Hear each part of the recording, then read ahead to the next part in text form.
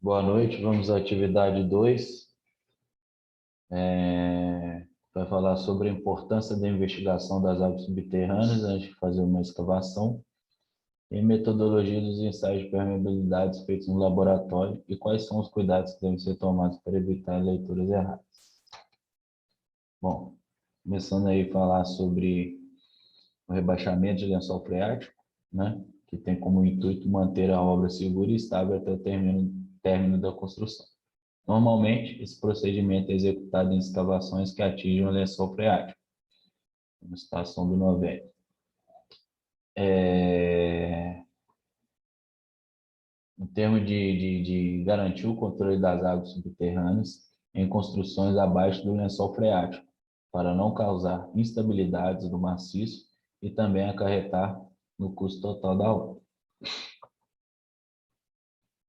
Ressaltei também a importância em realizar sondagens no solo para descobrir o nível de profundidade que se encontra a água e camadas de solo resistente para receber as fundações. Deixar de realizar uma sondagem pode acarretar custos e danos na execução e ou posterior execução de uma estrutura. Então fica aí, é um passo obrigatório que a gente tem que ter para definir não só o tipo de fundação, né, a profundidade, a resistência do solo, mas também conhecer o nível d'água, né? Antes de tudo, para iniciar aí uma escavação, nós precisamos saber que nível está essa água, até porque vai depender disso também para definir qual tipo de fundação a ser utilizado, né? Também não pode ficar só à mercê do tipo de solo, mas também do nível d'água. Uma análise mais criteriosa como essa pode diminuir teus custos de obra, diminuir o teu tempo de execução, né? Então são pontos aí de extrema importância. Vale a pena a gente ressaltar.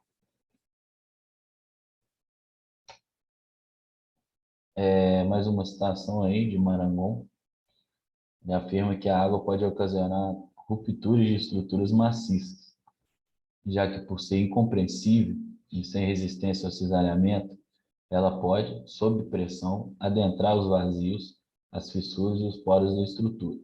Dessa forma, ela pode exercer grande pressão interna, o que torna imprescindível o conhecimento do processo físico de percolação da água. A gente já vê um ponto também importante para definir que tipo de solo se utilizar, né? Rebaixamento de lençol freático, questão das permeabilidades, né? Temos aí depois para falar da régua de permeabilidade, é um ponto de muita importância também ressaltar aí o tipo de solo que se for executar, né? Compactação, algo do tipo, né? Temos aí solos menos permeáveis e mais permeáveis, né? Um exemplo de menos permeáveis, solos argilosos, né? Praticamente aí,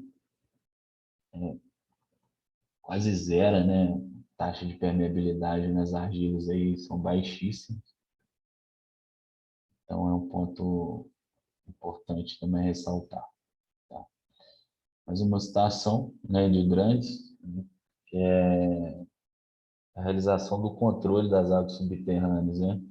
Ele enumera dois procedimentos possíveis, né? O bombeamento da água da superfície com o intuito de remover a água do local. Esse procedimento pode ser feito por meio de pontos de coleta, de drenos superficiais, ponteiros filtrantes, entre outros, né? Esses procedimentos de rebaixamento de lençol freático vão depender aí de diversos pontos, né?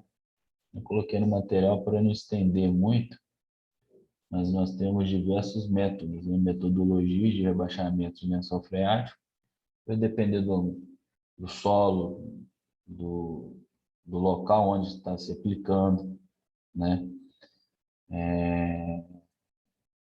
Questão também de o que você tem de recurso, né? Então é uma cadeia de, de influências aí que podem acarretar na escolha da metodologia, né? O outro procedimento é a adoção de um obstáculo físico capaz de separar o fluxo de água da escavação, né? Temos aí, então, a estaca prancha, né? Que talvez seja o mais utilizado nesses pontos, né? Mas também tem barreiras rígidas de concreto, né? Placas de concreto, trincheiras impermeáveis, né? Também pode-se fazer barreiras, né? Com alteamento de materiais aí para isolar a área alagada da área que está sendo escavada. Isso ressalta aí de forma superficial, né? Uma água que está subterrânea nesses casos. Mais uma citação aí do Souza, né? De acordo com ele, é necessário executar o rebaixamento das águas para impedir que o solo fique excessivamente úmido, devido ao afloramento da água, ou do contrário, pode ocorrer consequentemente desmororamento dos taludes. Também temos aí mais citações do Grandes e Batista. Eles enumeram aí outros motivos, né, de importância aí, porque o controle da água subterrânea em obras de construção civil seja uma prática a ser adotada. Então, vamos aos pontos, né? Deles é o afloramento da água nos taludes ou nas escavações, e, caso ocorra, pode ocasionar um aumento do custo da obra, já que a água interfere no andamento dos processos construtivos a serem realizados, né? Principalmente em taludes aí, dependendo da inclinação desse talude, um afloramento da água aí pode acarretar, porque você vai ter que demandar de drenos internos, né? Caixas de filtro com drenos internos para não saturar o maciço aí, até ocasionar um desmoronamento, um escorregamento de terra posteriormente, né? Temos aí também o movimento da água no local, pode acarretar a elevação da parte inferior da escavação ou da liquefação do solo.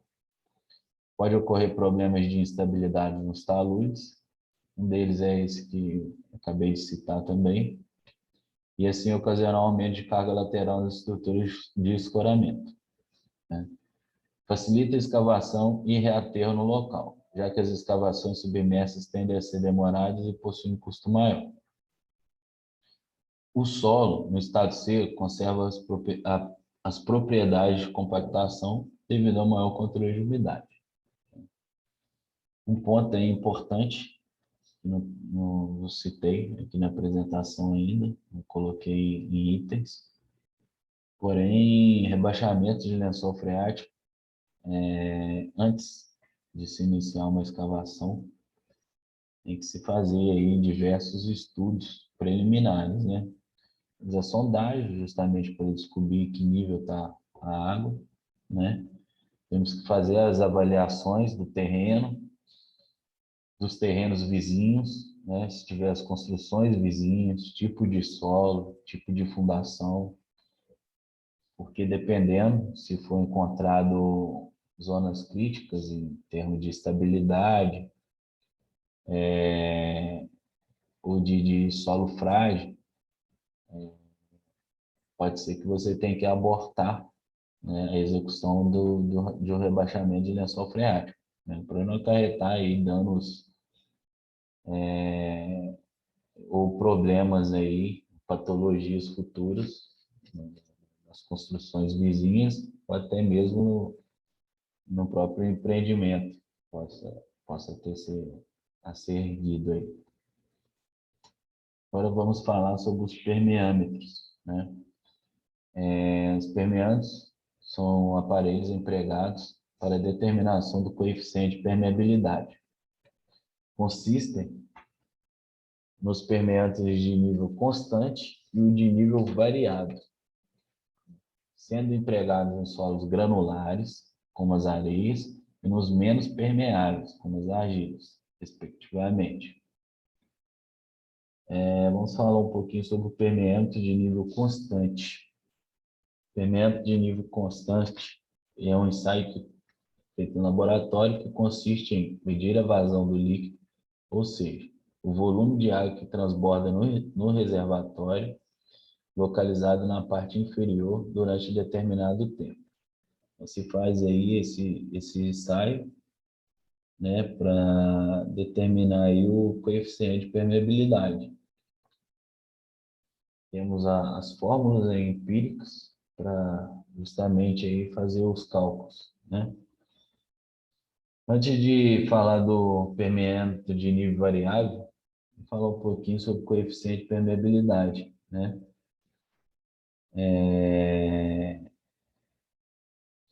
Tem uma régua de referência, que é uma escala, na verdade, né, de coeficiente de permeabilidade do solo. Não está no material, mas se encontra fácil aí em referências, né?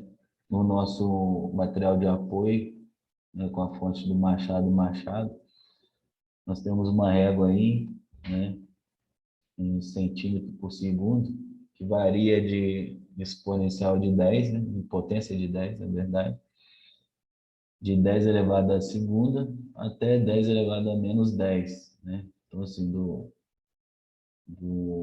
tipo de solo que tem maior coeficiente de permeabilidade até aqueles menos permeáveis, né? Coeficiente de permeabilidade extremamente baixo.